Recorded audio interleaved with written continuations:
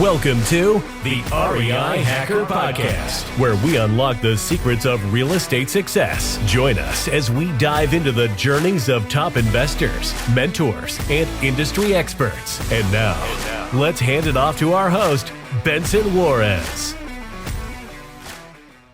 Thank you, everybody, for attending this edition of the REI Hacker Podcast. My next guest is Rich Lennon. He's based out of Richmond, Virginia. He's a seasoned real estate investor who shifted from flipping and doing rental properties to private money lending in 2020. After realizing the traditional methods were no longer scalable, he now lends up to $8 million at a time, earning between 30 and 50% returns. Very impressive. By converting much of his rental properties to cash, he built one of the largest lending businesses in the region and now works less than 5 hours a week, achieving the financial freedom he's pursued since 2011. Rich, thank you so much for being here. I really appreciate it. Thanks for having me, Benson. I really appreciate being here. Yeah, no, it's amazing. So you learned about me because I interviewed one of your buddies who's also in the business. And sometimes that's how things spread, right? We think this is such a huge business, the real estate investing space, but it's really a small world, isn't it? It really is. And you have to purport yourself accordingly, by the way. But it's a really helpful network. I think real estate investors in general do a really good job of networking and sharing, and kind of getting to know someone outside your market is super valuable. Like getting to talk to a guy like Mike, and he just shares what he's really doing. I'm really share what I'm really doing, and things like that are wildly important. Yeah, it's one of the things that I've realized over the years, and I've been in different industries, but mostly in real estate, is that there's a scarcity mentality amongst business people, and they always think they have to take to get, and they're not willing to give as much. But, kind of looking through your background, you've really got a history of giving, helping people out. You've got your podcast, and you've got a way through your website where you give free content and teaching and learning. Where does that come from? I've always liked coaching and educating. It's always just kind of been who I am.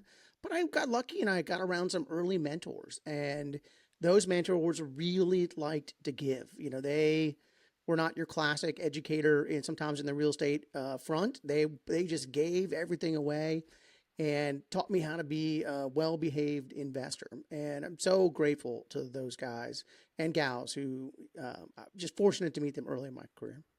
Yeah, it's one of my earliest experiences with a mentor, somebody who was definitely in the business longer than me.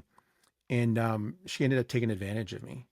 I was buying all the properties in my name, and it was kind of like a Burr method, but when we refinanced, we'd pull more cash out, do another deal. And so we had this deal of redeploying the cash so we could grow the rental portfolio. And then one day, after knowing her for about 5 years, she was going to go back to the Carolinas for Thanksgiving, and she never came back. He just left me with all the debt, a mortgage company that I ended up having to manage on my own, and emptied our bank accounts with all of our reserves. Wow. And this was just before the downturn in the market, like 2006-ish. And boy, it really rubbed me the wrong way, obviously. Of course. Did you have any experiences early in your career that helped shape how you do business today? Yeah. So, so that group I was just talking about, that group, it was called the Financial Friends Group. That was the name of the group. And they had two great educators and leaders. And they taught me a lot about the structures of deals and like all the craziness and like really understanding the details of the business. And one of them ended up not paying a lot of the people back in the room. And they had kind of set up a similar situation where they were collecting money and they were doing these kind of crazy deals, and they ended up kind of swiping the money off the table and didn't pay everybody back. And it left a profound impact on me. And we talk about lending, so we'll probably talk about underwriting at some point, but I realized in that moment that I could be fooled. And so I learned in my business a lawyer gave me good advice once after this happened. And he says, like, hey, you could do business with a criminal. It's just better to know at the beginning than halfway through. And I didn't really understand what they meant by that until I got like a little bit more mature and I realized it was like if your process, you have to treat everybody like a criminal and your processes have to reflect that because you don't know who that person is and whether they can be trusted. Yeah, that was impactful for me. Yeah, it really was. Yeah, I learned that too.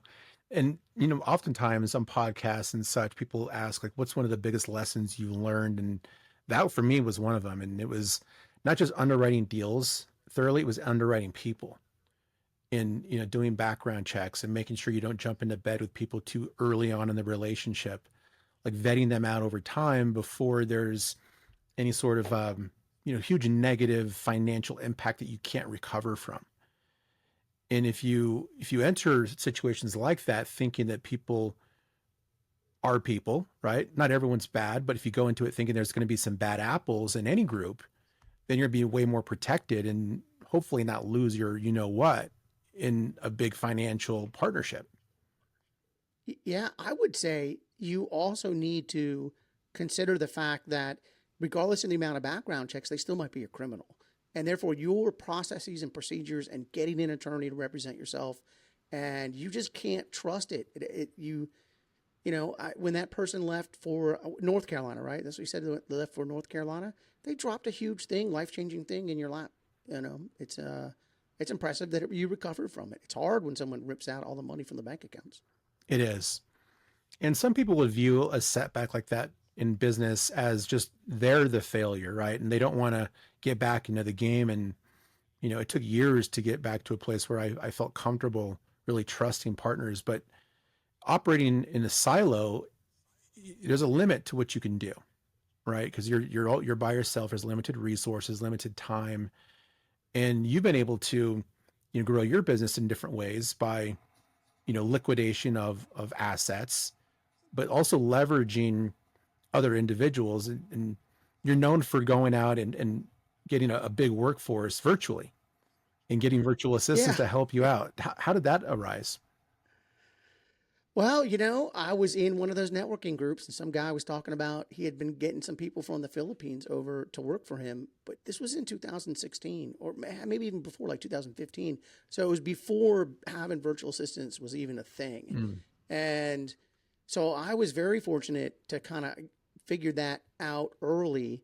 And I built my workforce for my flipping business and my rental business. I built it overseas. And so I would, instead of having to pay high salaries in the United States for those, I was able to outsource them. And that's not always a popular opinion, but as a businessman, you're trying to grow your business. Yeah. And so it was a win for sure. And as a result, I didn't have those big overheads for long periods of time like some of my competitors did. Yeah. So you started off in sort of a traditional sense, doing fix and flip, wholesale rental properties. But you didn't start off there intentionally. Like you inherited a portfolio of rental properties, and that's how you got started. So you were kind of like thrown into the fire to get started, right? No, that wasn't me. That I did not inherit You properties. didn't. I didn't.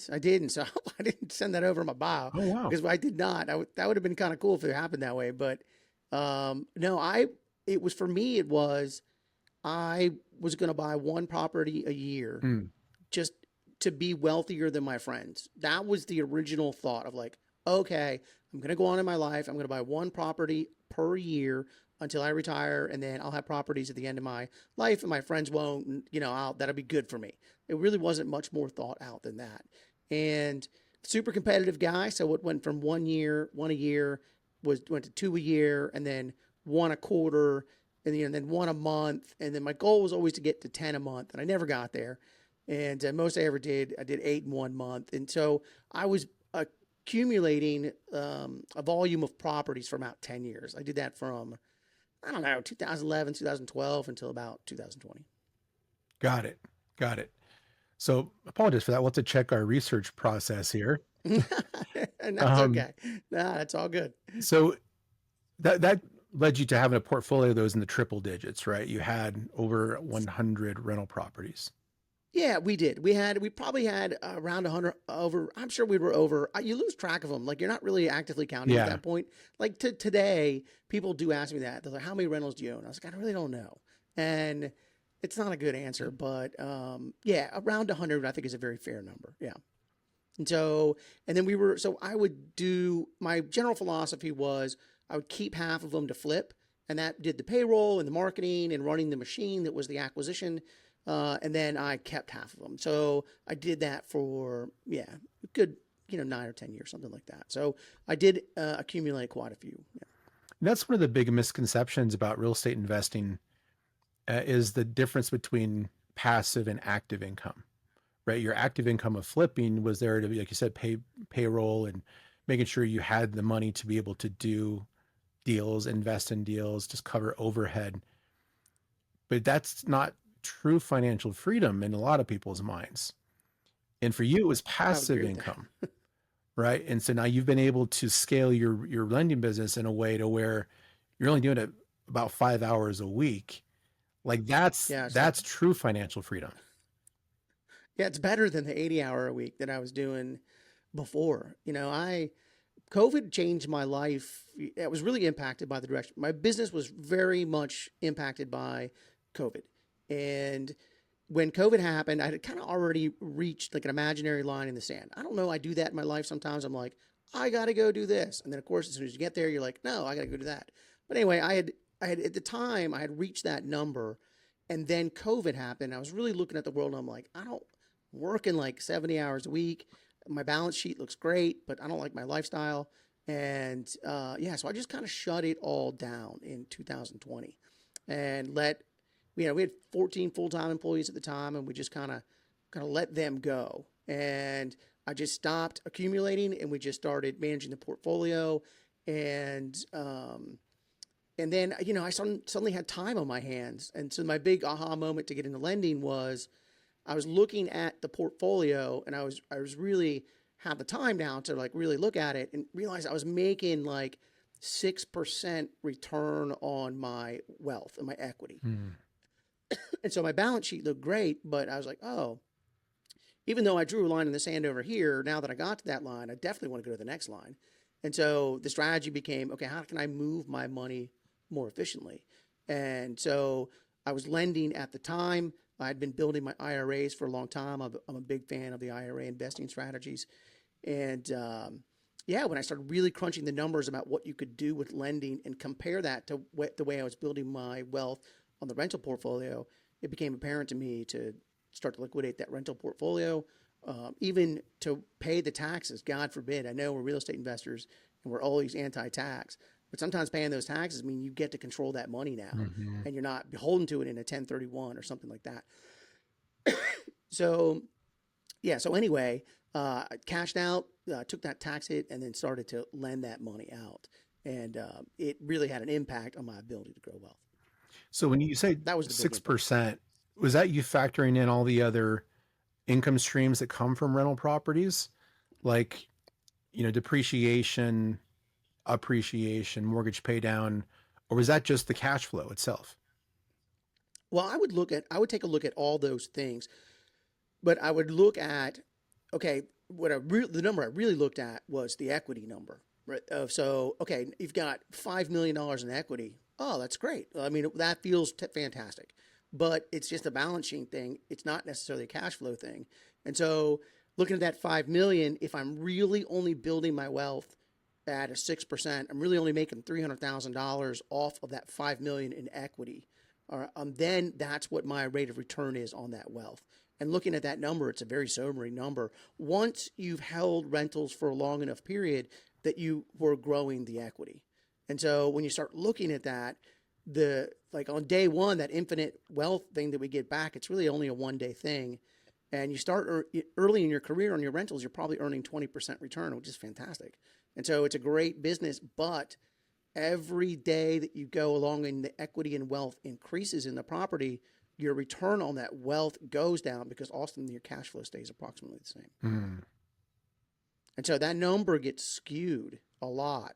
And so if you end up being like an old farty-duddy real estate investor like myself, a lot of your wealth ends up sitting in your properties. And we've all kind of sat around and said, oh, when's the right time to sell and when's the right time not to sell? We've probably all had that mental discussion. And so I just made the decision, hey, I can move my money way more efficiently lending it, because I had been having a lot of success doing that. Because I just started lending out the money that I had around, Mm-hmm. and that was a decent amount of money. And then when you're buying houses every month and you're buying a lot of them, you have a bunch of money out in the street that you don't realize you have out in the street, 15 in this house, 20 in that house, or whatever. And it comes back to you because you shut everything down. It just sits in the bank account. So you just start to lend it. And then now, you don't have any money in the bank account because you lend it all out, but you're happy with where the business is going. And so then I just turned and started looking at that rental portfolio and then started liquidating. Right. Yeah. I had a similar thing happen to me where I started liquidating as well. And it, it's different though, because it's a shift, right? Because you have like kind of your persona of, I'm a real estate investor, right? I'm doing deals, I'm flipping, I'm wholesaling. I'm like, it's like transaction based, right? And that's kind of how people define themselves a lot of the time. But when you shift to more of a passive approach, you almost have to kind of redefine who you are as a business person, right? Was that difficult for you? Yeah, really hard. And it sneaks up on you in weird ways. And I'll just give you an easy example. When you're a real estate investor and you're doing all those things, if your bank account starts heading down and like it starts getting low, you start to panic. You're like, oh my God, I've got all the payroll and I've got all the bills. And like, when it goes down, you panic. But when you're a lender, it's the opposite. You panic when the money is in the account, like not earning any money. And so like that mental flip took at least a year for me to like really, I can breathe. I like, okay, I really do want that money out. Like that did take a surprising long time too. Because you have the anxiety from being a business owner, because it's hard to do a real estate investing business. Any entrepreneurial business is hard, and it's very cash flow intensive and stuff like that. Oh, So yeah. I'm sure you know. So, I mean, even if you have money sitting in the bank, right? And if it's earning like a modest interest rate for just being in a savings account, that could still be less than inflation. And so you're losing money with it just sitting there. Definitely less than inflation. Yeah, it's sitting there, and that's okay, because when you're running a business, you're probably hoping to earn like 200% return on your money, right? You're spending it in marketing dollars so that you get a lead, and then you can transact on that lead and make money. And 200% is probably a pretty good number. Right. But when you're not making that, it just sits in that account and it's earning zero. You're right. It's not beating inflation. Yeah. So how do you get from, so like the traditional sort of private money lending structure, right? When people lend money out, they're going to lend it out at 12 to 15%, make between 1 and 2 points. And they're going to lend it out at, maximum 70% ARV. That's kind of what people know about the private money lending business, right? And, reading your bio, it was much higher than that. How do you go from sort of like this traditional route to getting gains that seem way higher than what is traditionally out there? Like most things in my life, by accident. And so I as you know my history a little bit, I'll tell you the story of how that evolved. I started lending my money out, and of course, I didn't have any money anymore. You can only lend out so many times and you run out of money. We all are in the same boat. And I had been borrowing money for a long time as a flipper and someone doing the burr. I had private money lenders that I had been moving their money for 6, 7, 8, 9 years, whatever. And they had gotten accustomed to me moving their money, and let's just call it 10%. And so they were friends at that point. But they were kind of annoyed. They're like, "Hey man, how come you're not moving my money anymore?" And so it just kind of clicked on me that I could fractionalize that note when I was lending. And what I mean by fractionalize is, I mean, like I get 50% of the note, and then my buddy gets 50% of the note. And I could lend the money out the way, tenants in common kind of situation. Make sure your paperwork is correct, but I would fractionalize the note. And this is how it basically works. But the average loan in my market for me, I can't speak to everybody, but it's about $200,000. And for reference, the median sales price in my market is about $425,000. And so I always like my flippers to be in the market below the bell curve of the median. That's kind of the sweet spot. I like to do that transaction. So the house is worth $300,000. I'm going to lend them $200,000. So the basic underwriting that you talked about, 70%. And so nothing different. And so now they want to borrow $200,000. My personal lending is 13% and 3 points for 6 months. That's what I loan at. No additional points, no charges for any wires or anything like that. Just a flat out, that's the number. It's not a whole lot farther than your 14-2 or something like that you were talking about. So at exactly 6 months, that is 19%. So that is the 19%. It's the face value of the note. If they pay off before, it's going to be above 19%. It's almost always above 19%. But let's just say 20% for this discussion. So my borrower borrows $200,000 from me at 20%, and I'm just going to say a year. And so they're going to owe me $40,000 in interest. Does that make sense with me so far? Right? And so now Rich Lennon puts in $100,000 of the money. And then I like to call them the lazy money puts in $100,000. Now I'm only going to give that lazy money 10% return on their money. And so they lend out $100,000 of their money and they get $10,000 at the end, right? So they get $110,000 back. That's what 10% is on $100,000. But the borrower paid $40,000 in interest. So $40,000 minus the $10,000 that the lazy money person got leaves $30,000. I invested $100,000 for a year and I got $30,000. It's a 30% return. If I have less money, I can do what I call squeeze it harder. And so in that scenario, Rich Lennon puts in $50,000 and lazy money puts in $150,000. So right, I'm in the deal for less, but because I'm in it for less, I have to do twice the number of deals to move the amount of money. But same scenario, I lend it for $200,000 at 20%. The interest payments are $40,000. Lazy money is in that deal $150,000 at 10%. So they're earning $15,000 worth of interest. $40,000 minus 15 is $25,000 of profit is left for me, and I invested $50,000, so I make 50%. And so I chunk out those notes all day. So are you using some of your ex-lenders as lazy money partners? Yes. Because you've already built the relationship, right? So they trust you. And that would be the challenge for somebody who's starting off new is like, how do you build those relationships to get that money to start? I have a suggestion. So I always build everything I do to assume that the other person's a criminal. So the process works both ways. And so this is how I protect the lazy money. And this is the conversation that you have with the lazy money. So of the $200,000 investment, the loan that we're going to make out, I'm putting in 100 and you're going to put in 100, but Rich Lennon's going to take 100% loss on his $100,000 before the lazy money takes any loss. And that's how I think it should be. I found the deal. I underwrote the deal. I need approval on the underwriting for my lazy money. It is a team, but I take the loss because I'm getting the high percentage return on it.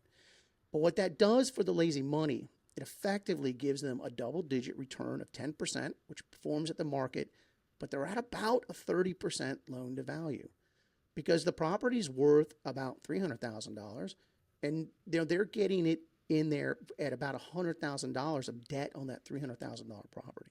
It's going to be very hard for them to lose money. And so it is a very attractive vehicle for the right person. So if you underwrite the property well and correctly, then neither of you should lose money, even if the person who took the money defaults, right? Because you can get the property back, sell it, get your money out. Yes. And something to keep in mind, like most banks, they'll underwrite a deal at like basically 3%, where they get 97% loan to value on stuff. So, I have a couple of things that you do. If you do these things, the chances of you losing money on a loan are small. So not non-existent. There's no such thing. I don't ever say safe, but it's secured. And so you always underwrite the deal 70% loan to value. And then skin in the game is the number one indicator of you will get your money back. So they have to, no matter what, they have to put a minimum of 10% into the deal to go. So that's rule number one, always skin in the game. Rule number two, you got to have two types of insurance. You got to have the builder's risk insurance policy for that borrower, and you need a lender's title policy for you to protect you. And so you need that. You need to do reverse draws. And that means that they do the work on the property, and then after they do the work on the property, then you give them the money. And the next one is always in first position. Until you've done 50 loans, you have no business being in second position. And because you don't understand the complexities, and I don't care how many times you read it on like a chat GPT, real life is more complicated than that.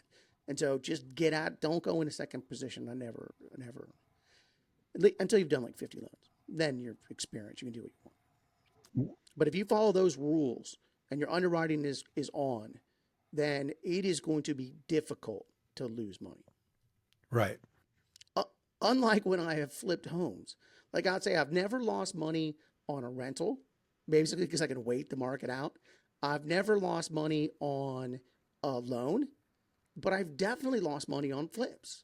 And because they're a little bit riskier, you're in a really tight window of 6 to 7 minutes and stuff like that. You just have to make sure as the lender that if there's going to be a loss on a flip, it happens to the person who's doing the project, not to the person who lent them the money. Right.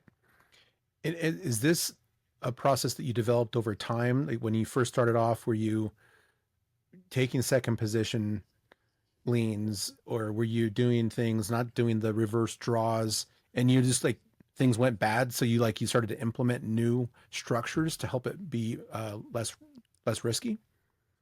Yeah, I think it works out that way in almost every business endeavor that I ever do, right? Mm-hmm. Like, so the first time you do it, you go hopefully get a professional opinion, you get an attorney, and like, let's use your lease, for example. Like if you got your lease for the first time, hopefully you have that professionally written and you're following the rules and you're doing the right things. But then you go out into the real world and things happen and you're like, oh, I should have that in my lease so that if that happens next time, it's not there, right? A classic no pets, right? If you didn't have it the first time, you'll learn to put a no pets clause in there or a no smoking clause. It's the same with the notes and the deeds of trust. So once you go in and you have experience doing things, you learn some lessons and then you give them into your documents and your process and your workflows. And I'll give you an example. Like I see people make this mistake all the time, is the default rate on a note. So if the deal goes into default, they don't pay you, or maturity date come, there's been a balloon payment, they haven't paid you yet, the person is deemed to be in default. And so if they're in default, there have to be a bunch of really expensive penalties for going into default. Otherwise, you don't disincentivize someone for going into default. And so I see when people sometimes, they the normal rate is 12%, but the default rate is 13% or 14%, So now the person is not really incentivized to go give you your money back in a hurried fashion, versus if you say the default rate is 30%, then that person is like on fire to go get that project done. And so that would be an example of, hey, you kind of learn that along the way and you adjust your documents accordingly. Mm-hmm. But if they're in default, something's not going right to start with. So if they're not paying you, how is it going to help to increase the rate? You're just not going to be getting those payments anyway, just at a higher rate. No, people go into default all the time. Mm-hmm. And so my loan is for 6 months, but the average loan is about 8.5 months. So almost all of them go into default. And default's a good thing for the lender. First of all, if you have the impression it's going to go 8.5 months, you have to lend with the idea that you're not getting, if the average is 8.5 months, it's going to go as long as a year at times. So you as a lender have to understand that. But when a loan's in default, that just gives all the power over to the lender, which is you. And so I don't ever charge penalties for the default. I'm not a penalty guy. Like I've never charged an extra amount of interest on the deal. I just want the rate I got in the first 6 months. I want that rate in the second 6 months, no penalties. But the default is a good position for the lender because it puts the lender in charge. So if the lender wants to take control of the project, they can. They could start a foreclosure process. Maybe the person's building a meth lab. Ironically, if someone borrows your money, builds a meth lab for 6 months, they're making payments and they're doing everything right, you really can't get them out. And so when things go into default, you can then legally gain control over the situation. But most of them go into default. You make it sound like that meth lab example happened to you. No, that is one that has not happened to me, thankfully. But I've certainly had people, you know, I had a guy one time who wouldn't start the project. So he wouldn't start the project because he was doing other things, and I became frustrated with him. And so when he wouldn't start the project, when it went into default, I told him I was going to take the property back because he wasn't starting on the project. And of course, he got in gear and he got the project done right away, and the problem went away. But the only reason it got solved is because it went into default, and I could be like, "Hey, if you don't get this together, I'm going to take the property back." And that's why I don't like to lend for 1 year. I only want to lend for 6 months. Yeah. Are there any other instruments that other lenders use that you think maybe just goes a little too far in the lending industry, that's just a little too constrictive on the borrower that you decided not to use yourself? Well, I don't. Well, yeah, I mean, there are a lot of them. I mean, the lenders can be pretty brutal. I think that lenders hide a lot of their fees, a lot, and I don't like that. I hated that as a client, and I really do try to build my lending business the way I would have liked to had help as the flipper. And I do think that's a way for repeat business and ease of life, which is where I'm at in my life. So I do think that a lot of those hidden fees are really difficult on those borrowers. Um, there are all kinds of things where whether or not you collect the points up front, so it really dictates what the yield is for the lender. There's just a lot of things that lender can do. And that's why you really have to read your note. You have to read that note whenever you borrow money from someone. You really need to take the time and read that note in deed of trust. Another one that I don't like is the default judgment. First of all, I don't think it'll hold up in court. So I think that if you're listening and someone's got like the default judgment on you when you lent them the money, I don't think that carries any weight. You can't lend somebody money and then have them sign a piece of paper that basically gives you the rights back to the house. And so I don't think a judge would uphold that in court. But I know that some lenders put it in there so that they can kind of bluff at their borrower, where they say, "I'm going to go down to the courthouse and I'm going to file this default judgment and take possession of the home." I think that if the borrower fought that in front of a judge, I think the borrower would win. And so as a result, I don't have it in my documents. But you don't have any examples of precedents on that situation, do you? I know that absolutely. I don't know a case, but if I should have, I'm going to say that I should. But yeah, absolutely, the default judgments have been thrown out of court. Yeah. Now, this is very state specific. I want to say that, right? So there are some states and that goes for all the rules. I'll say that as well. That goes for all the rules I always say note and deed of trust because I'm in Virginia and we're a deed of trust state. But half the states are mortgage states.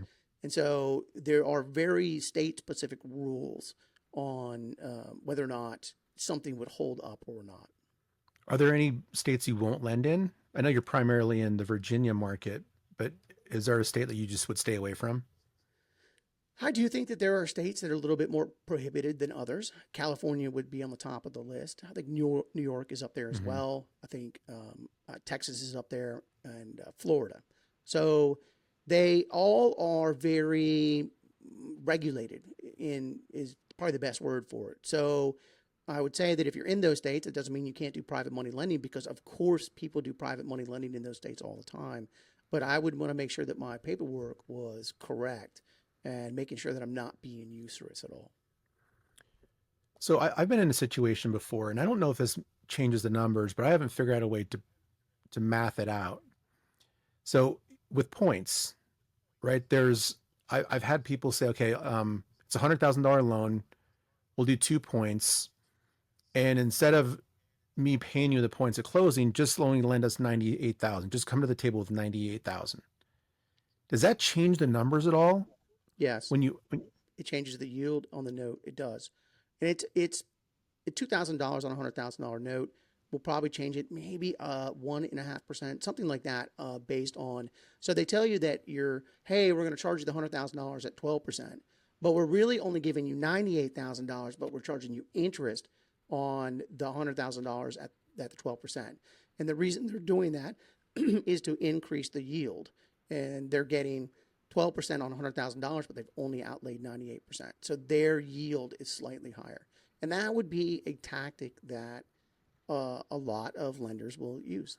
So what's the proper way to do it then, in your opinion? I think it's just total transparency of when those points get paid at the end. I like to collect my points at the end. I think it's best for the client, which is the flipper. I think it's the healthiest for them. And that means that you have to lend the correct amount of money. And I think that some of the default rates for some of the lenders are as high as they are because of some practices like this. The last person you want to go broke in the deal is the flipper. If they go broke, then the whole chain breaks and then you go into foreclosure or whatever. So you need to secure your loan. Like that should be the objective. I'm going to secure my loan to make sure that I'm at that 60 to 70% loan to value that I want. But I shouldn't be beating the heck out of the flipper so that my yield is maximized. And maybe I have the benefit of I'm making between 30 and 50% on my money. I don't need to kill the flipper. That extra 2% doesn't matter a whole lot to my portfolio anymore. And I'm better to have a client who comes back time and time again. Oh yeah, me too. I feel that's the best thing to do because it's hard to find reliable borrowers. Like once you find a good one, like treat them right so they keep coming back. Yes. And then you just turn that money because that's how you can increase your yield on your loan. As I say, it's $100,000 and you're lending it out, say once a year to somebody who's crappy and takes forever, or you can lend it out 3 or 4 times to the same person and get the points every time that loan turns. I have a gentleman who's been with me as a borrower for a long time, and at times he'll have $1 million out, and he's in like 3 or 4 projects with that $1 million, and he's like that's approximately $300,000 of like revenue for me. And I'm sorry, I'm only charging him 20%, so it's $200,000 revenue for me from that guy, and he's great at what he does. Yeah, so I want to treat that person right. I want to bring him back. And equally important, if you're trying to lend more than a couple $100,000, like if you're doing one loan at a time for $200,000, it's not as significant as, hey, I'm trying to be in the marketplace, so I want people to say, oh, Rich is a good person to borrow from. He didn't screw me over on that payoff. Mm-hmm. I do think I do think reputation matters. I do. I think it does. I think you have to do good business, and good things will happen to you. Yeah. But bad things happen to good people, right? Even if you have the 100% best intentions, you underwrite the deal properly, you underwrite them properly, they go into it with the best intentions of flipping a house and giving you your money back, all within the confines of the note, something's going to happen, right? So do you have a story of a deal just gone sideways that you didn't expect at all? Not in the lending business. Like I have a million of them in the flipping business, and I do some on some seller financing. I have a SWAT team came through the window. It's a great story, but it's not one of like on the lending side, because I think the job is a little bit different where your job is just to make sure the money is secure. Mm-hmm. And therefore there's just a little bit less drama. Please don't mistake. If you make a mistake on one of those big intakes, you didn't get the right insurance, the title is not correct. Those things really matter. If you give someone too much money on a construction project, that could be a problem. So I'm not saying that you can't lose money on the deals, but you can. And most of the time they're salvageable, and that if you're on top of it early, you can help with these situations. Like if you should be able to go by your house and say, hey, is there work and construction being done on this house? Mm-hmm. And every moment that someone's in that house, working on that house, it secures your position in the deal. And so I do think it's something that you can monitor pretty closely. So I have a loan out right now, and every month they send me a video update of their progress. And it's nice because I don't have to think about it. Do you have any other, strategies like that help you kind of just stay off of your borrowers, and you just check to make sure that the payment came in and they're fine? Yeah, I mean, the camera one is awesome. So we use pictures and we use video as well. We want like 1 million pictures from around the house. Keep in mind, like the back side of the house might not be on if you're looking at a picture in the front. So you maybe a little bit of process and procedure in case they end up being a criminal. But the other ones would be if it's a big renovation project, I do want to see the permits. So I do want, once you've passed your inspections, because if you're doing plumbing, you're going to get the rough in inspection, then you're going to get the trim out inspection. So those are inspection reports that the city or county will basically check the house for you. And then once you have those reports, it gives you a lot of confidence to be able to release the draws.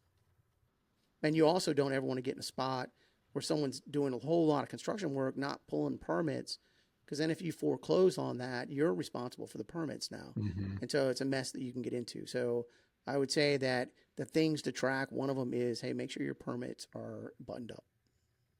How do you structure your draws? Normally, it's pretty loose. So I would say my average construction draw is between 40 and 80,000. Like if it's a new construction, then there could be $250,000 in there. But I just I say, hey, I want 4 to 5 draws, and just let me know. And the way you're going to do it is you're going to send me the receipts on the job, and then you're going to send me the videos, and then I'll analyze and take a look at the videos. If I'm satisfied with the work that you're representing, then I'll do a release. Hmm. And I think that one of the most important things that you can do customer service wise to your borrower is a quick draw. Because a lot of times their contractors are like, oh, I put the plumbing in, and then they're standing outside waiting for the check. And so they have a lot of pressures for cash flow, and you want to make sure that you don't hold them up on those pressures for cash flow.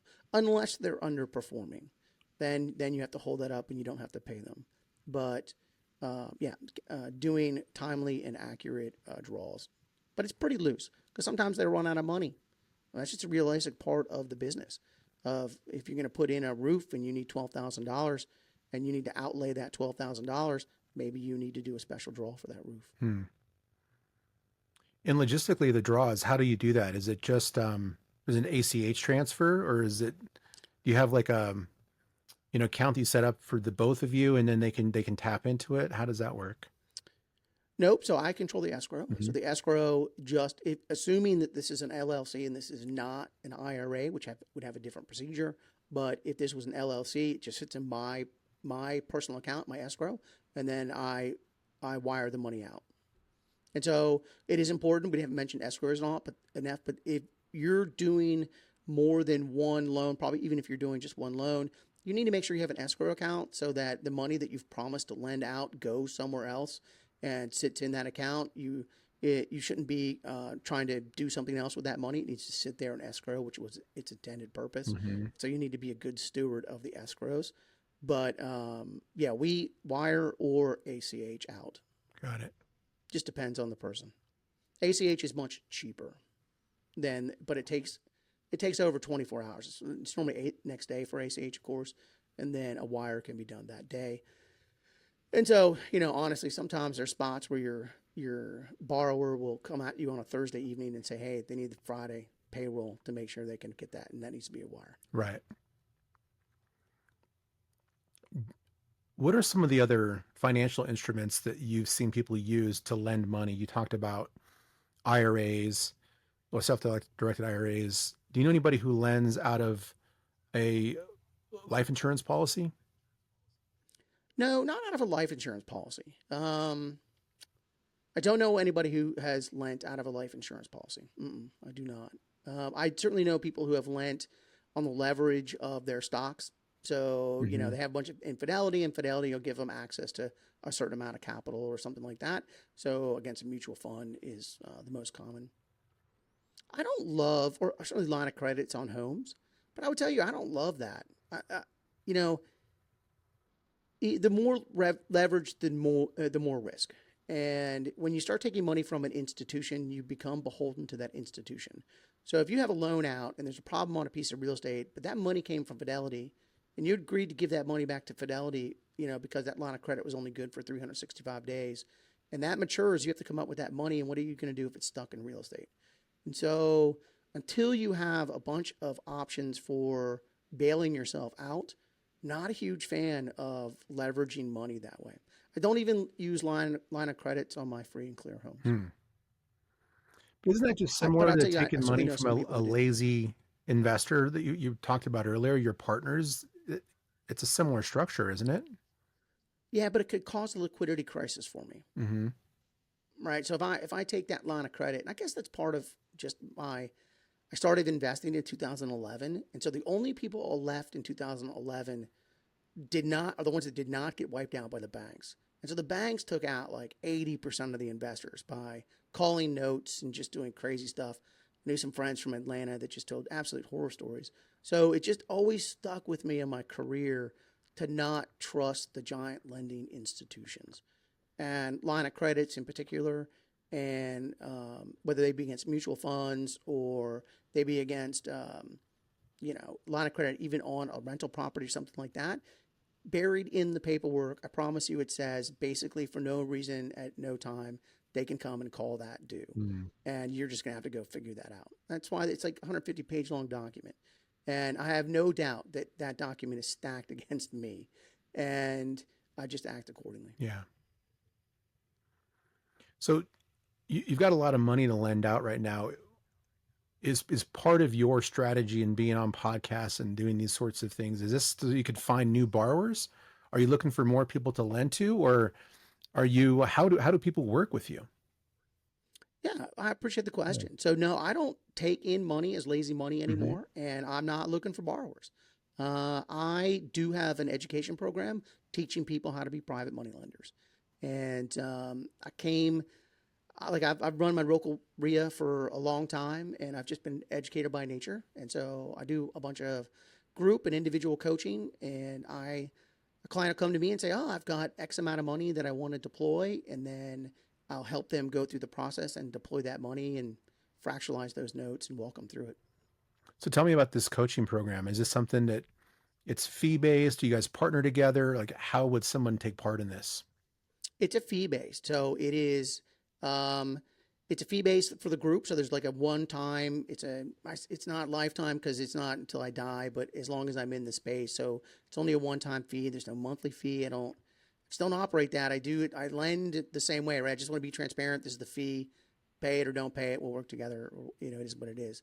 And then for like a private consulting, it depends how much money you want to deploy. And so if you have, say, $200,000, $500,000, a group coach is perfectly acceptable to, like, you'll figure that out. That's a modest amount of money that we can get deployed over a period of time.